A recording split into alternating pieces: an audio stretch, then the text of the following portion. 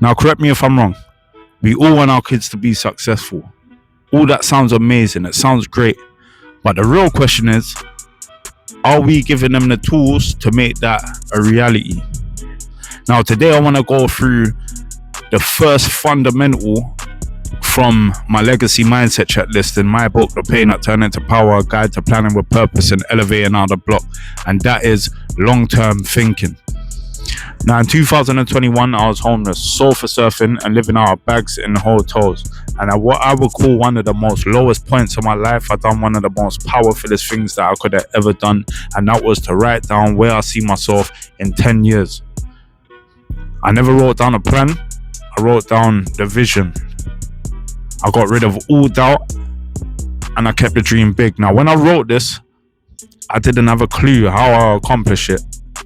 All that mattered to me was locking in a goal so big that it inspires me to get out of the hole that I dug myself. Now, since then, I now have a permanent home. Since then, I've put on events. Since then, I've written a book and sold nearly 2,000 copies single-handedly.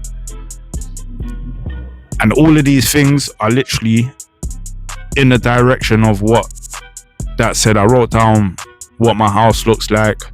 I wrote down my ideal relationship I'm in, the incomes that me and my missus are bringing to the table, multiple streams of income. My house is so big that it's got a drive big enough for my missus's car, my kids' cars. And just locked in some big vision and didn't give a crap how I would get there. I just thought, I need to get this on paper right now. So if you watched my last video, you'll remember I promised I'll break down each of the 7 fundamentals from the legacy mindset checklist in separate videos. So today we're going to start with the very first one, and that is long-term thinking. I believe that this is the foundation that could change the direction of our children's life and the legacy of our families. See, long-term thinking ain't just a concept, it's a whole life skill. It's about how we plan for the future and act in the present. It's about helping our kids see beyond the instant gratification and understand that our small actions today will have big consequences tomorrow. It's about dreaming big, writing it down, and making choices that align with that dream. Now, here's what that looks like in real life. Choosing how to spend your money instead of buying things to impress your peers. Getting to know yourself properly before you rush into toxic relationships and try to hold down stuff that ain't really helping you to get towards this big goal that you've written down.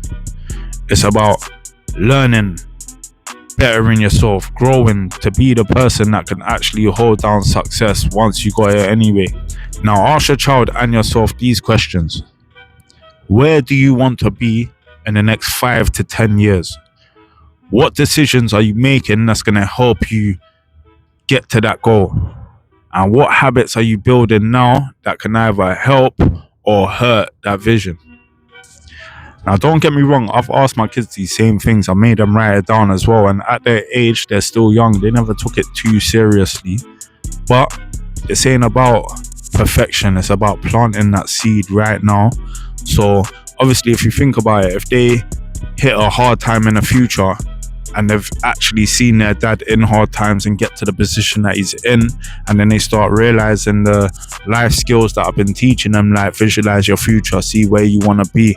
And when they read where I said that I want to be in 10 years and then they see me living it, they're going to remember, Raj, you know what? I'm in this hard time right now, but I need to visualize where I want to be. I need to visualize my way out of this.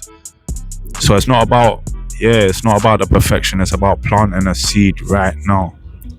And remember, think ahead or fall behind. Don't just hope for their success. Plan for it.